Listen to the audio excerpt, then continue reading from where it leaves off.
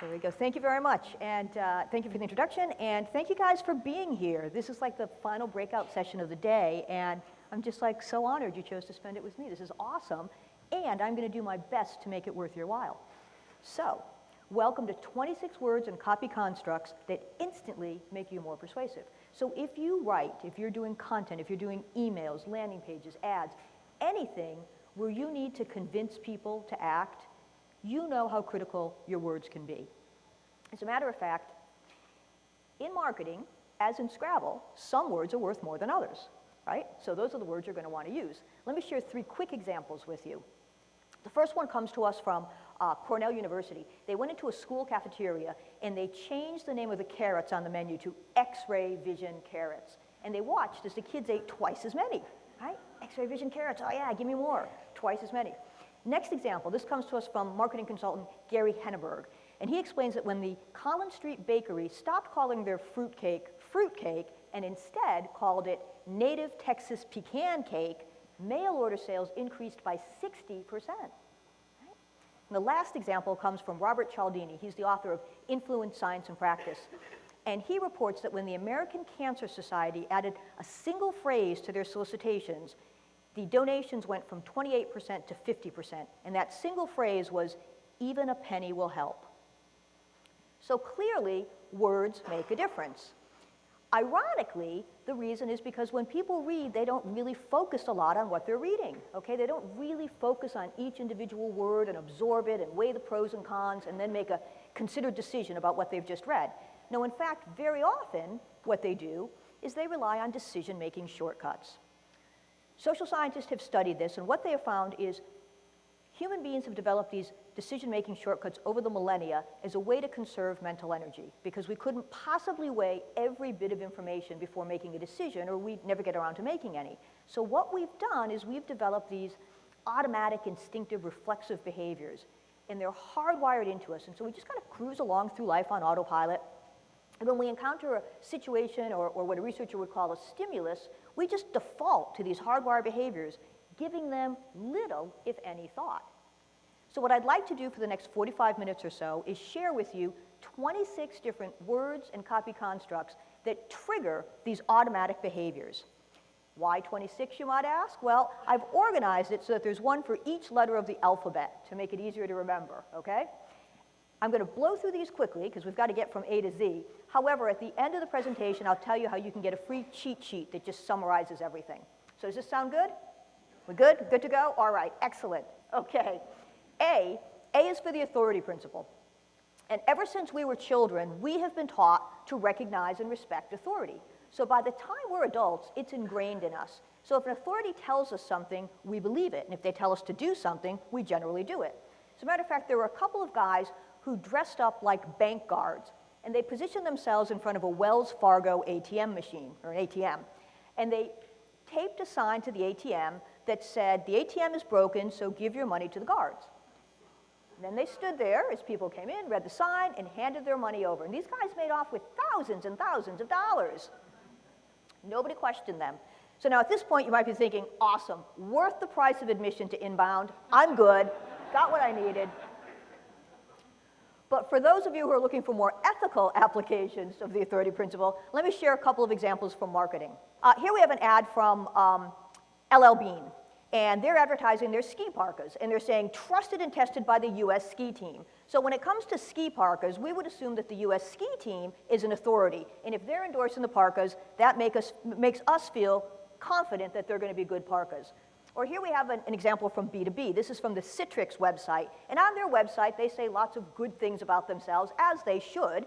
But at one section of their website, they say, see what the experts are saying about Citrix. And they quote Forrester and Gartner, because they know that people put a lot of stock in these experts. They're subject matter experts, Forrester, Gartner, they're third-party authorities. So when we see that, we think, okay, I can trust these guys. They really know what they're talking about. B is for the word because. Because is a great word for us to use as writers. And the reason is, social scientists have found that people are more likely to do what we ask them to do if we give them a reason why. People are more likely to do what you ask them to do if you give them a reason why. And using the word because is a great way to tee up that reason why.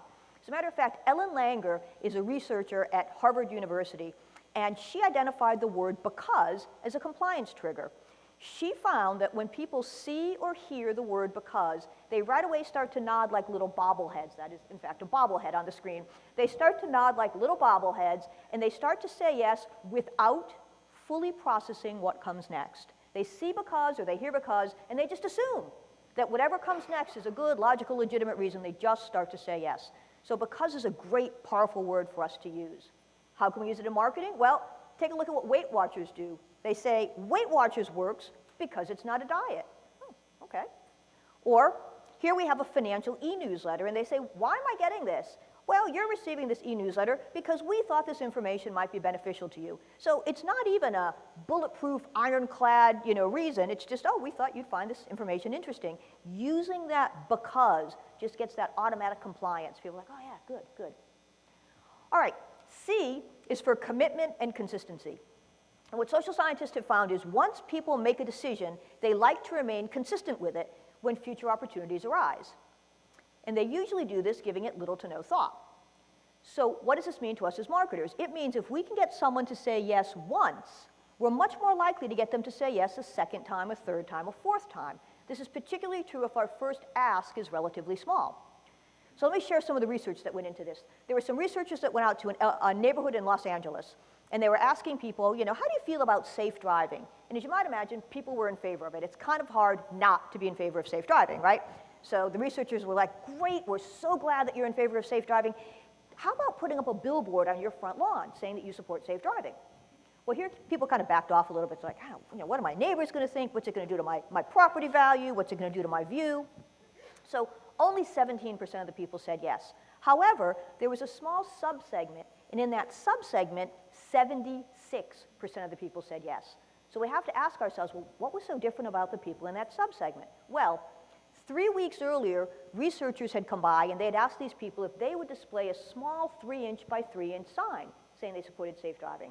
So when these researchers came back and asked about the billboard, this group of people wasn't evaluating the billboard the way everyone else was, which is to say from square one. No, for them, the decision-making shortcut kicked in. Saying yes would have been consistent with their previous behavior. It was consistent with how they saw themselves, consistent with their values. So the decision-making shortcut just kicked right in, and they agreed to the billboard. So how do we use this in our marketing? Well, here's an email from Semper International, and look at what they say just in their subject line. They say, thanks for your ongoing support. Want to help out again? So right away they're reminding me, Nancy, you've already said yes before. You usually say yes. You don't need to think about us like we're a brand new company that you've never done business with. Right up front they're saying, look, you always say yes, just say yes again. They're going for that decision-making shortcut.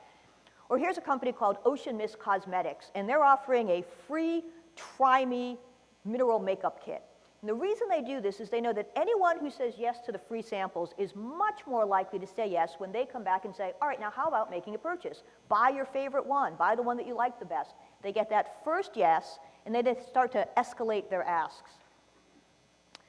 All right, D is for deals. And deals can be very helpful in overcoming the pain of paying. If any of you here have ever tried to convince people to part with their money, you know how hard it is, right? It's not an easy thing to do. And science offers a really interesting explanation.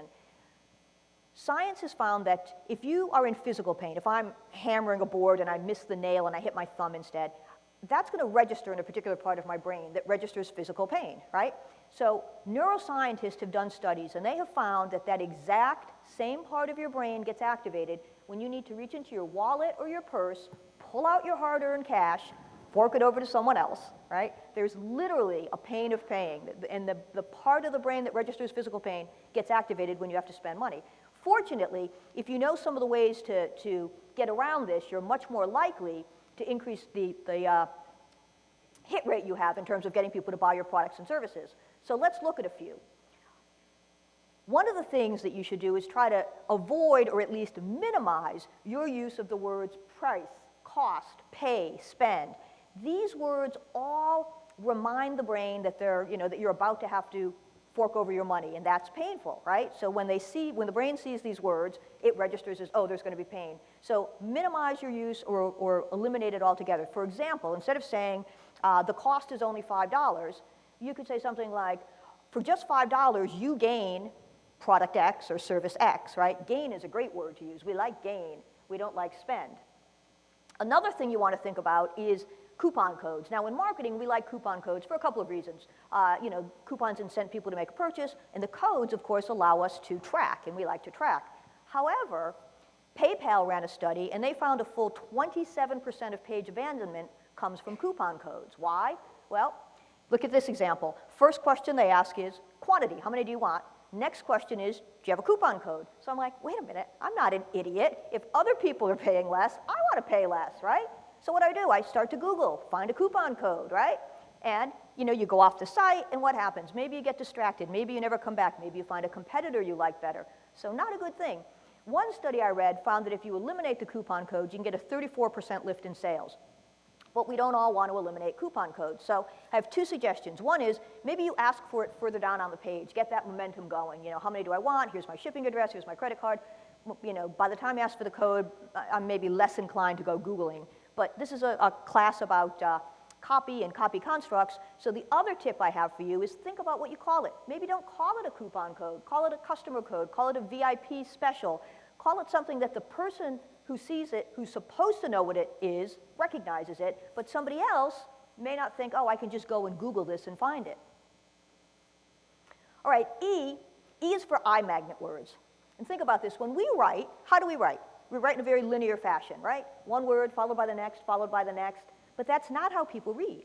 When people read, they skim and they scan, and certain words have the power to pull the eye in. They're called eye magnet words because they literally attract the human eye and pull it in.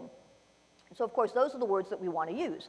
And there have been a lot of studies that prove this. There have been in-market studies, eye tracking studies, heat mapping studies. They even put people into fMRI machines, flash different words in front of their faces, and look to see what parts of their brains light up. And all of these tests, from the most basic to the most sophisticated, have all proven that certain words have the power to pull the human eye in. So what are they? Well, one of them is the word easy. As a matter of fact, Robert Levine, in his book, The Power of Persuasion, cites in-market research that proves that the words easy, quick, and improved have all separately increased product sales. You don't even have to use them all together. Easy, quick, and improved have all individually lifted product sales. Another great eye magnet word is the word secret. And the reason for this is social scientists have found that we are more persuaded by information we believe is not readily available. We're more persuaded by information we believe is not readily available. As a matter of fact, using the word secret in your subject line alone can get a 11% lift in opening rates. But you have other words and phrases at your disposal besides secret. You can say the inside story, a behind-the-scenes look, a sneak peek, confessions of, the real reason why. Any of these phrases indicate that you have information that's not widely available, and people respond to that. All right, F is for the word framing. And what social scientists have found is the words that we use to describe our company, our product, our service, our offer is what I'm trying to say, our company, our product, our service, our offer, the words that we use to describe those things influence how people respond, okay? They influence how people understand the information and most importantly, how they react to it. So let me give you a few examples. There's a psychologist, her name is Elizabeth Loftus, and she ran this really interesting experiment. She had a video of a car accident, and she had people watch the video of the car accident, and then she divided them into two groups, and she asked one group, estimate how fast you think the cars are going when they contacted. And she asked the other group, estimate how fast you think the cars are going when they crashed. So the contacted group answered 31.8 miles per hour. The crashed group said 40.8 miles per hour, a difference of over 28%. Everyone saw the same video. Everyone was asked the same question. The only difference was the verb. But that verb colored what they saw and how they responded to it. So maybe you charge a shipping fee. Not a great idea because people don't like to pay them, but sometimes in marketing we have to, right? And it's only $5. That's not a lot. So you can say you charge a $5 fee, or you could frame it as a small $5 fee. It's the same $5, right? But according to research that was reported in the Journal of Consumer Research, framing it as a small $5 fee can get you a 20% lift in sales. It just affects how people perceive that $5. Yes/no buttons are really great opportunities to use framing. And there are a couple of reasons for this. One, human beings, by nature, we're very agreeable. We don't like to say no. As a rule, we don't like to say no. So if there's a single button, you either click it or you don't. And if you don't click it, it's like a passive way of saying no. But if there's 2 buttons, we feel like we have to choose. And now here's where it gets interesting. So you can take the copy that's on your no button and you can use it to frame the consequences of not saying yes. So here we have, yes, get the free case study now, versus, nah, I'd rather not know how my marketing is performing. It's like, oh, well, when you put it that way, I guess I better get the case study, right? So according to research that was published in the New Neuromarketing blog, which is out of the Netherlands, you can expect anywhere between a 40 and a 125% lift in conversion by using yes/no buttons. But again, the key is to make the no button frame the consequences of not saying yes. All right, G is for the word guarantee. Guarantee is a very powerful word for us because guarantees remove risk. And one of the major things that stops people from making a decision, particularly a purchasing decision, is the idea of risk. So if you can avoid risk, if you can remove it or eliminate it, that's a very good thing. LL Bean is one of the granddaddies of the guarantee. When they started their company about 100 some odd years ago, they rolled out a 100% satisfaction guarantee. They stand by it to this day. But you don't have to be that extreme. You can make guarantees work for you in other ways. For example, here we have Nutrisystems, and they guarantee that you'll lose 5 pounds in 1 inch, or you get your money back. So they tie the result to the guarantee. Or here we have a time limit. It's a 60-day unconditional money-back guarantee. But you don't spend so much time on the 60 days because you're drawn to the idea that it's unconditional and it's money back. Those 2 words help temper the time limit, whether it's 30 days or 60 days or 90 days. You know, an unconditional money-back guarantee, that's a great thing to have. Guarantees remove risk. All right, H is for herd mentality. And what social scientists have found is if we're not certain what decision to make, if we're not certain what to do, what do? We look to others, particularly others like ourselves, and we follow their lead. That's known as herd mentality. Another name for it is social proof. But we have a tendency to follow what other people do. It's a very common decision-making shortcut. As a matter of fact, there were a couple of researchers in South Carolina who proved just what a common decision-making shortcut this is. They posed as solicitors for a fictitious charity. And they went to this neighborhood, and they were going door to door collecting money for this fictitious charity. And what they found is when they would ask someone to make a donation, they would show the list of other people who had already donated. The longer that list was, the more likely the person in front of them would be to donate, right? So imagine you're the person standing at the front door. The charity sounds great, but you've never heard of it. You couldn't because it was fictitious. And now you've got to make a decision. You know, do I donate? Do I not donate? And you look at, oh, it looks like a lot of people around here, like me, right, have donated. I think I will. Or not so many, maybe I won't. Very common decision-making shortcut. Lots of different ways we can use it in marketing. Here's Staples. They use it twice. They say, customers like you bought. And then they say popular categories and services. Both of those are hits of herd mentality. And here's one of my favorite. This is from a online shopping club called Beyond the Rack. And they were having a sale on Coach bags. They had 3 of them for sale, but as you'll notice, I could only buy 2 because the one on the left was reserved by others. So which one do you think I wanted? Of course, I want the one everyone else has. But they held out some hope. They said, check back in 12 minutes. Not 10 minutes, not 15 minutes, 12, very exact, right? They were like, maybe, maybe. And you know, if I got back there and there was one of those bags was available, I'd jump on it so I could have the one everyone else had, right? Good use of herd mentality. All right, I is for information gap theory. And the term information gap theory was coined by a neuroeconomist named George Lowenstein. And this is how he defines it. He explains that if there is a gap between what you know and what you want to know, you'll take action to close that gap. If there's a gap between what you know and what you want to know, you'll take action to close that gap. And we're in marketing. We want people to take action. So this is very important to us. One of the best ways, the easiest ways to tee up information gap theory is the 5 W's and the 1 H. And if anyone here went to journalism school like I did, you're going to know exactly what I'm talking about. 5 W's and the 1 H are who, what, where, when, why, and how. And in journalism school, they teach you, write your stories, write your articles, and answer these questions because people want the answers. So if you lead off starting to answer these questions, you're going to attract eyeballs. You're going to attract readership. It works for the journalist. It also works for us in marketing. So you want to use who, what, where, when, why, and how in high-read pieces of real estate. What do I mean by that? Your headlines, your subject lines, your content titles, the captions on your photos, because that's where the words are going to do the most good for you. That's where they're going to be the most powerful. So here we have, who are the year's best-loved brands? What's your MarTech IQ? Where's the birthplace of wine? when not to A/B test your mobile app, why an online marketing suite is a game changer, and finally, how to give a killer presentation. Who, what, where, when, why, and how. All right, J is for jargon. And generally speaking, we want to avoid jargon, okay? Sometimes we use the acronyms and the technical terms and the big complicated phrases, and we think, it's going to make us sound really intelligent. And the truth is it doesn't. It can sometimes actually make us sound pretentious. We can also lose readers, right? And we don't want to do that. If someone reads something, they don't understand it, they move on. No one wants to feel stupid, right? We don't want to make people feel stupid. So we want to use easy, accessible language. We want to avoid jargon. So my rule of thumb is don't use a 75-cent word when a 25-cent word will do. However, I do have two exceptions to that rule.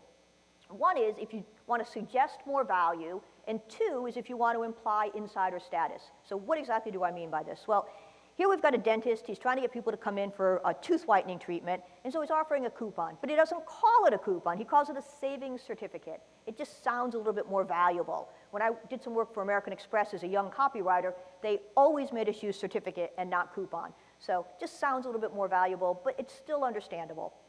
Here we have the can't miss CRO event of 2017. So if you happen to be a conversion rate optimization marketer, you see this and you think, beautiful, these are my people, they're speaking my language, this is my tribe, my squad, I'm going to go to this conference and I'll be with like-minded people. It's a conference for me. But if this conference were trying to attract a broader range of marketers, they would have done better off eliminating the acronym, because if you're not sure what it is, you're going to think maybe the conference isn't for me. All right, K is for knowledge. And the thing that we have to remember is no matter what we've written, whatever the subject is, people are going to bring their own level of knowledge to it. There may be a lot of knowledge or a little knowledge. It may be correct or incorrect, but people are going to bring their own baggage to whatever the topic is.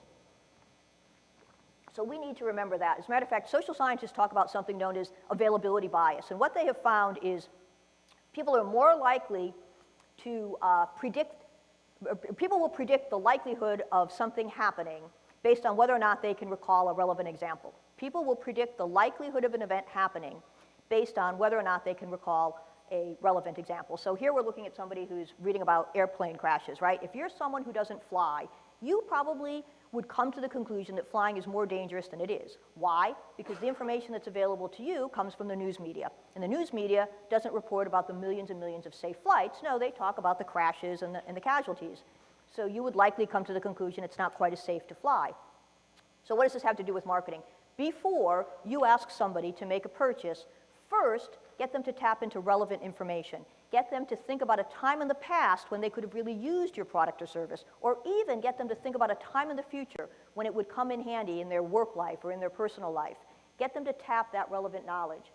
For example, the American Dental Association was trying to sell disability insurance to dentists. The problem is when you're feeling healthy, when you're able-bodied, you don't think you need disability insurance. So what they did is they said, hey, have you heard your colleagues complain about low back pain, carpal tunnel syndrome? And next thing you know, you're like, oh yeah, the last time I was at an ADA meeting, you know, Dr. Smith from across town wasn't there. Someone said he'd been in bed for 2 weeks with back pain. Wow, I guess it could happen to us, right? You know, it allows people to pull in that relevant information. Or here we have the Boston Globe, and they wanted their subscribers to buy gift subscriptions of bostonglobe.com for people that they knew. So they said, digital access to bostonglobe.com is an incredible gift for your, and then they listed 10 different descriptors, your avid reader, your political junkie, your sports fan. And as you read each one of those, you would slot in the name of the person you knew that matched that description. Oh, my grandfather's an avid reader, my uncle's a political junkie, my daughter away at college is a sports fan. The next thing you know, you have come to the conclusion that you know 10 people that would really like a bostonglobe.com gift subscription. Very powerful use of relevant knowledge, of availability bias. All right, L is for loss aversion, and what social scientists have found is we are twice as motivated to avoid the pain of loss as we are to achieve the pleasure of gain. And this can be counterintuitive to us as marketers, because in marketing we're all about the gains, the benefits, all the wonderful things that will happen if you do what I ask you to do, if you buy my product and service. And that's fine, and I would never say to walk away from benefits. However, a little well-placed loss aversion can go a long way. Think of it this way. You're in Vegas, you're playing the slot machine, you've just won $100. On a scale of 1 to 10, maybe that feels like a 5. If you lost that same $100, it wouldn't feel like a -5, it would register as a -10. we feel the pain of loss twice as powerfully. So we're twice as motivated to avoid it. So how do we do that? How do we use that? How do we put it into practice in marketing? So here's Target Market Magazine, and they're asking people to subscribe for their newsletter. But they don't say, sign up for your daily dose of marketing goodness. They don't say, take advantage of your daily dose of marketing goodness. They say, don't miss your daily dose of marketing goodness. Those two little words, don't miss, are just enough to trigger loss aversion. And here's a really good example. This takes loss aversion and it couples it with something known as the endowment effect. And the endowment effect holds that we place greater value on things that are ours, that we own. So look at what they're saying here. They say, you have $15 of unused credit in your account that will expire tomorrow at 11:59. So they could have just said, hey, make a purchase by tomorrow and take $15 off, or save $15 if you make a purchase by tomorrow. But instead, they told you that they placed $15 in your account, but it's only going to be there until tomorrow. Suddenly, it's in your account, it's yours, right? It's not like they're giving you $15 off when you make a purchase. You have 15 bucks in your account that you're going to lose unless you use it. Very powerful. All right, M is for mental energy. And the thing you have to remember about mental energy is you want people to expend as little of it as possible, understanding what it is you're talking about and figuring out how to do what you want them to do. So a good rule of thumb is always KISS. Keep it simple, stupid, or keep it short and simple. Social scientists have a larger, more complicated term for this. They call it cognitive fluency. And basically what it means is people prefer things that are easier to think about and easier to understand. They judge those things to be more truthful, more accurate, more factual, and they feel more confident in their ability to make a decision about them. And that's what's so important for us as marketers, because we want people to make decisions.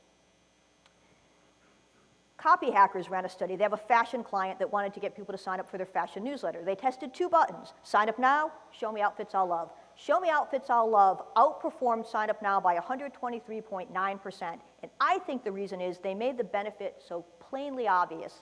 If I sign up for the newsletter, I'm going to get to see outfits I love. That's the benefit. I don't have to think about it. It's simple. It's easy. Another company called Adlucent has a pet supply client. They had a landing page that was working really well, but they thought, all right, is there anything I can do to remove extraneous copy, to make it clearer, to make it more simple? They adjusted it. They saw a 233% better conversion rate. So keep it simple. N is for new. The human brain craves news and novelty. We're constantly on the lookout for the next new thing. And the reason for this is when we find it, it activates the pleasure center in our brains. It releases dopamine, and that feels good. So we're constantly jonesing for that next hit of dopamine. We're constantly looking for the next new thing.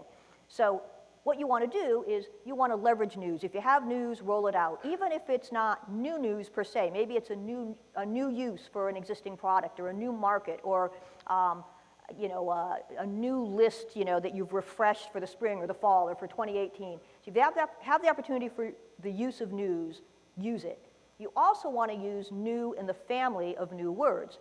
So you can say new, you can say now, you can say announce or introducing, announcing, finally, soon, new, now, introducing, announcing, finally, soon. Those are all words that signal to the human brain that there's something new on the horizon, and that's what the brain craves.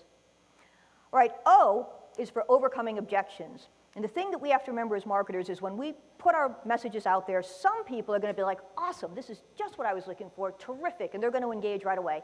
There's going to be another group of people that are a little more reticent. They're not entirely sure. They have some reservations. Can I really believe what the marketer is telling me? Is it as good as the marketer says? Is it worth my time and effort to check it out? Is it better than my current solution? Is it worth the money? Right? These are all the things that they might be thinking about. What we need to do as marketers is we need to acknowledge those and flip them around, all right? We essentially need to take lemons and turn them into lemonade. We need to acknowledge that doubt somebody has and explain to them why it really isn't a valid thing to worry about. So for example, Target Market Magazine was selling Denny Hatch's ultimate 83-point marketing checklist. And that sounds great, but if you happen to follow Denny, you might have thought, oh, gee, he's more of a direct mail guy, and I'm totally an email person, so it's not going to be applicable. So look at what they said. No matter if your message is running in email or direct mail, online or on TV, this is going to ensure a profitable bottom line for you. So they acknowledge what the reservation is, and they counter it. Or maybe you've got an order form, and this is where the rubber meets the road. People have to decide, do I want 6 months, 3 months, 1 month? And they might be thinking, I don't even know if I want 1 month. What if I don't like it? So if you have the opportunity to say, you can cancel at any time, That removes that objection. All right, P is for personalization. And people love their names. You know, when people are skimming and scanning, if they see their own name, they go right to it, okay? Social scientists talk about something known as the principle of liking. We place greater value on things that remind us of ourselves. And what reminds us of ourselves more than our names? So if you can use somebody's name, do that, because our eyes go right to it. But it goes beyond that, actually. The data shows that you are more likely to donate to a hurricane relief fund if the first letter of the name of the hurricane matches the first letter of your first name. I'm telling you, the data doesn't lie. Now, if I had asked you why would you donate to a hurricane relief fund, you'd have all kinds of great reasons. But I doubt many of you would be like jumping up and down going, well, the first letter of the hurricane's name. Yeah. But it's true.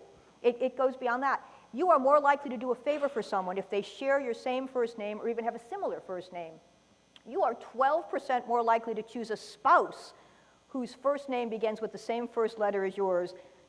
This is all documented, okay? It's absolutely, the data doesn't lie. So it's very interesting. So what do you want to do with this, okay? Assuming you're already married. What do you want to do with this bit of information? You know, we're full service here at Inbound, okay? So definitely personalize. If you can personalize, that's a wonderful thing. Experian found if you can personalize a subject line, you can expect a 29.3% lift in your opening rates. But don't just stop there. Personalize your graphics. Personalize your body copy. Don't just stop at names. Here's Neil Patel. He says, I'm determined to make a business in Newtonville successful. Well, I live in Newtonville, so right away I feel some affinity to that. Using somebody's name, the name of their company, where they live geographically, where they went to school. These are all things that will trigger the principle of liking. Personalization points that will make people pay attention. Q is for questions, and questions are great. They're great devices for us because they're involving, okay? They pull people in. If you use a question in your subject line, World Data finds you can get an 11% lift in your opening rates, but it gets better than that. BI Norwegian School of Business found that questions outperform declarative sentences if they're in a tweet or an ad headline by a 140 to 150% margin. So let's rock it back to English class for a second. A declarative sentence would be something like, wine may improve your memory. And the question version, of course, would be, does wine improve your memory? Questions are more engaging. They lift the engagement rate by 140 to 150%, according to the BI Norwegian School of Business. So, two things to think about if you're going to use questions. One, try not to phrase the question as a simple yes or no, because if somebody answers no, you lose them. So here we have Matt Hines. He says, scale of 1 to 5, how bad your sales presentations suck? So, I mean, he could have said, do your sales presentations suck? Simple yes or no. But by pulling you in with this scale of 1 to 5, it's more involving, it's more engaging. The other thing questions are great for is if you need to talk about something that's not a real popular topic, that's maybe a little touchy. For example, here's Vanguard, and they posed the question, how many people have opened a retirement account by your age? Now, the simple truth is most of us have not saved enough for retirement, okay? But who wants to hear that? So instead of telling you that, they open it up with a question. They open the conversation with a question, they kind of pull you in, and then that provides the opportunity for them to say what they want to say, which is, oh, you know, you probably should save more. Here are some different ways to do that. All right, R is for rational and emotional. And what we have to remember is people make decisions for emotional reasons, and then they later justify them to themselves as well as to other people with rational reasons. So what that means to us as marketers is we need both rational and emotional selling points in our copy, in our content. And that is true whether you're B2B or B2C. There's a researcher named Antonio Damasio, and he did some research among people who had sustained injury to the parts of their brain that controlled emotion. What he found was these people were virtually incapable of making a decision. Even a decision as simple as, what do you want to have for lunch today, right? Like virtually incapable of making a decision. So we need both the emotional and the rational. So here we've got an email for BMW, and they say, drive a brand new BMW to the beach or your next barbecue. So they're laying on the emotion. You're just thinking, God, I'm going to feel good pulling up to the barbecue with all those admiring glances. You know, and then they provide some rational, you know, only $237 a month. So you kind of need to know the price to see if you can afford it, but they lead with that emotional. Or here's an ad. This one's for presentation skills training. But they don't talk about all the rational reasons why it's important to be a good presentation, why it's important to be able to give a good presentation. They lead with some of the emotion. They say, become the presenter everyone listens to. Nail your next presentation. And then they talk about, you know, it's important to be an effective presenter for these reasons. So they balance the emotional and the rational. S is for storytelling, and we talk a lot about storytelling in marketing these days, and there's a very good reason for it, okay? Storytelling is very effective. Back before the written word, stories were how information was passed on from generation to generation. Science today offers a really good explanation as to why storytelling is so effective for us as marketers. What social scientists have found is if you're just dealing with facts and figures, if I had nothing but bullet points on the screen here, it would activate two areas of your brain, Broca's area and Wernicke's area. They're the two areas that process language. However, if you're listening to a story or if you're reading a story, other parts of your brain get involved. So if you read that somebody ran across the stage, that would activate your motor cortex. If I told you that I woke up to the smell of fresh brewed coffee this morning, that would activate the olfactory cortex in your brain that controls smell. If I told you that I was chilly and I put on my wool blazer but it was so itchy, that would activate the sensory cortex in your brain. The net here is the more parts of your brain that get activated, the better you understand the information and the longer you retain it, the better you remember it. Those are two really good reasons for why storytelling is so effective for us as marketers. If you had popped over to the JetBlue website at one point, you would have found 4 different videos, 4 different testimonials or stories, customer stories that you could listen to. And if you happen to click on the one on the left, you'd hear from a woman named Ariana. And she would tell you that she's someone who flies a lot. She does a lot of cross-country travel. She would also tell you that she's a woman who happens to be 6 foot 3 inches tall. And she talks about how painful it is to fold yourself into the seat and have your knees jammed up against that tray table in the seat in front of you and to fly across country like that. And then she tells you how happy she is that JetBlue introduced greater legroom. And when you hear her tell her story, you remember that information so much better than if you had just gone to JetBlue and to their website and saw a bullet point that said, we now have greater legroom. Right? Stories help you better remember the information. Stories also do something very interesting. They add value. They add value to the product or the service that you're telling the story about. There were a couple of journalists who became researchers, and they launched something known as the Significant Objects Project. And what they did is they ran around to tag sales and flea markets, and they essentially bought stuff that people wanted to get rid of. And then they hired writers to write stories about these objects. And then they took the object and the story, and they put it on eBay. And they were very upfront about the fact that the story was a story. It wasn't meant to be factual. And then they got this incredible return on their investment. This is a Utah snow globe. They bought it for 99 cents. They sold it for $59. Huge return on their investment. Now, they weren't in it for the money. They donated the money to charity. They were doing this to prove the value of stories, that stories can add value to products and services. All right, T is for time. And the thing that we have to remember about time is people are going to spend far less of it reading what you've written than you're going to spend writing it, okay? People multitask, people are distracted, they often have several screens open in front of them, they just read slower online. That's another thing we have to think about. Nielsen Norman Group ran a study. They found that on the average web page, only 28% of the words are even read, okay? So that means that we as marketers, as copywriters, as content creators, we need to take this into account. So don't bury your lead. If you have something important to say it right up front. Don't do this long wind up and finally get to it in the second or the third paragraph. You're going to lose people. They may not get there. You also want to be clear and concise. Being clear, clarity, will trump cuteness and cleverness every time. If you have something to say it. People aren't 100% focused. Also, you want to use bold, subheads, bullets, lists. Make it easy and organized for people to obtain the information that you're trying to give them. All right, U is for urgency. And what social scientists have found is if something's readily available, we may or may not be interested. We're interested, we take advantage. We're not, we don't. But just let people know that that something is only available for a limited time, or it's only available in limited quantities. That changes everything. It's like a switch flips on us, and we want it badly. Urgency is one half of something known as the scarcity principle, and it's very, very motivating. As a matter of fact, some of you might remember when Hostess announced that they were going to stop selling Twinkies, right? There was actually a box of Twinkies on sale on eBay, a starting bid of $200,000. $200,000 for a box of Twinkies. Hostess ended up putting them back on the market. Same thing happened with the Concorde. When the Concorde said, we're going to stop flying the Concorde because we don't have enough business, every remaining seat sold out. So letting people know that something is in a limited quantity or only around for a limited amount of time, it just makes people respond. Here we have Expedia. They're like, only 7 tickets left at this price. Doesn't mean you can't get one of the tickets, but there's only 7 at this price, and that motivates you. Or here we have Neil Patel. For just a very limited time, you can enroll in this class. If you have a deadline, if you have an expiration date, use that, pop that. That will motivate people. But sometimes we don't.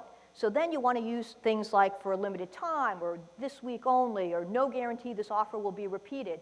These are the kinds of phrases that trigger the response to the urgency principle. All right, V is for the von Restorff effect. And what social scientists have found is human beings are hardwired to notice what doesn't belong, to notice what stands out. Okay, this goes way back to our caveman days. We'd get up in the morning, kind of poke our head out of the cave, scan the horizon, and if everything looked the way it did yesterday, that was a good thing. But if something new were there, or if something that had been there were missing, that could be a problem. It could pose a threat, and back in the caveman days, it could be a life-threatening threat. All these years later, we are still hardwired to notice things that are different, things that stand out. For example, when you look at this ad, your eye goes to the kid's smile, to the tooth that's not there. It's supposed to be there, and it's not there. Something's missing that should be there, our eye goes right to it. I'm going to give you 2 ways that you can use the von Restorff effect just in your emails. One is to consider using emojis. According to world data, you can expect anywhere between a 31 and a 34% lift in your opening rate using an emoji. Now, this will change when everyone starts using emojis, right? If every one of those had an emoji, they'd cancel each other out, essentially. But because only one has that red heart, it draws your eye to it. The even more interesting way of using the von Restorff effect is the I'm sorry, oops, we made a mistake email, okay? According to world data, they're currently pulling a whopping 47% opening rates. These are the inbox equivalent of rubbernecking on the highway, right? You're driving on the highway, oh, there's an accident, I gotta see what that is, and we slow down. You get one of these, you're like, oh yeah, I didn't open the first email, but I'm opening this one. I wanna find out who screwed up, how badly did they screw up, what did they tell me I wasn't supposed to see or know, right? It's human nature. But unbelievable. These are people are sending them out. They're making mistakes so that they can send them, which is not a very good practice, but incredible in terms of opening rates, and a good example of the von Restorff effect. You know, it's unlike all the other emails in your inbox because someone's trying to basically say, oops, I screwed up. If I could recall it, I would. Okay, we're up to W, and W is for wordplay. And the thing that we have to remember as writers is we have various literary devices that are available to us, and they will help us either better communicate or get people to better remember or make it more likely that people will act. And so we want to use them, and there are a number of them. Today I just want to share 3 with you: rhyme, simile, and surprise. So Matt McGlone is a University of Texas researcher, and he did some research into something known as rhyme is reason bias. And he found you could have 2 sentences that essentially say the same thing. One of them rhymes, the other one doesn't. People will believe that rhyming version to be the more truthful, more accurate one. Why? Because rhymes are easier for the brain to process. They're easy to process, they feel right, and if it feels right, it must be true. Think about the OJ trial. If the glove doesn't fit, you must acquit, right? It rhymes, it must be true. And then we talk about simile, okay? Simile is a comparison using like or as. And similes are great if you have a more abstract concept that you want to make more concrete, or maybe you're introducing a new product that people don't have a frame of reference for. So here we say, Crazy Egg is like a pair of X-ray glasses that let you see exactly what people are doing on your website. So I don't know what Crazy Egg is, but I understand what X-ray glasses are, so it makes it more understandable. And if I better understand it, I feel more comfortable making a decision about it. The last one I want to share with you is surprise, and this I find particularly interesting. Researchers at University College of London found that the human brain is hardwired to predict what comes next. Human brain is hardwired to predict what comes next. So in this particular subject line, it says dress to chill. But the common phrase here, at least in the States, is dress to kill. So as you're reading this, you read, dress to, and the brain kind of leaps in and says kill, and then you go, oh, it says chill, how about that? Surprise, right?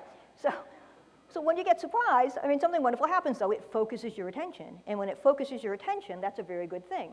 Something really interesting happens here. They got a twofer on their subject line because your brain has already filled in kill, but it says chill, and so you come away thinking that these clothes are going to be, really comfortable and great to chill out in, but you're going to look really great, you're going to look killer in them because your brain has delivered both of those messages. And you're really surprised, which focused your attention. All right, X is for the X factor. I know some of you are thinking, is she ever going to get to X? And if she does, what is she going to say? In this particular context, since we're talking about words, the X factor is visuals. 90% of the information the brain receives is visual. The brain has an easier time processing pictures because pictures and images were around long before words were. So 2 ways that you can use images to help strengthen your copy. The first has to do with eye gaze. Human beings are hardwired to follow the gaze of others. So, in this particular example, the woman is looking at the form field. That's because that's where chemistry.com wants you to look. You will follow somebody's gaze. So if she were looking down, she would take eyes right off the page. If she were looking to the right, she'd take you to that quote, which is nice, but it's not as important as getting you to the form field. So use the eye gaze to direct people to the headline or the price or the form that you want them to fill out. Use the eye gaze to direct people where you want them to look. Charts and graphs have this very interesting effect on people. Cornell University ran a study. They asked people to read some text. They asked them, do you believe what you read? 67% said yes. They repeated it, only this time, same text, but they added a chart. The number went from 67% to 97%. It wasn't that the chart added additional information. It wasn't that the chart made the information easier to understand. It was the mere presence of the chart. It suggests scientific veracity, truthfulness, believability. I don't really have time to look at the chart, but the chart is there, it must be true, is essentially what happens. So I'm not suggesting that you make up charts, but so many times we have text that allows us to pull something out into a graph or a chart. Use it. It's going to work for you. Y is for the word you. We talked about personalization, the power of people's names. If you can't use someone's name, use the word you. It's a great substitute. It's considered one of the top 5 persuasive words in the English language. We need to remember WIFM, what's in it for me. People don't care about your product or service, but they might care about what it does for them. So avoid overuse of we, our company, I, and instead focus on you. Look at these 3 bullet points. Each one either begins with you or you and your employees.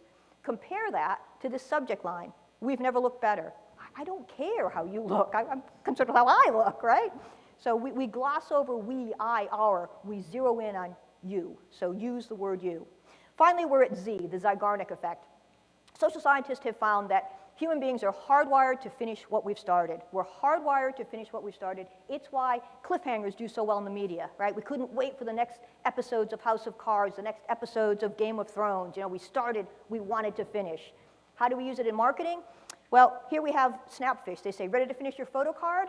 You're almost done. Come back to the site. Finish it. They plant that seed that you started it, and now you've got this nagging feeling that you need to finish. Or maybe, finally, you want to run a loyalty program. Online or offline, doesn't matter. And you think to yourself, all right, 9 boxes, you get the 10th for free. So you can have 9 blank boxes, or you could have 10 boxes, but the first one has a check mark. According to research that came out of Wharton, if you have that first box already checked, 79% greater likelihood people are going to complete the action you're asking. So we've blown through these 26, but if anyone wants a free cheat sheet that quickly summarizes them, give me your business card. I will email it off to you. Thank you so much. I think we ran a minute over. I apologize.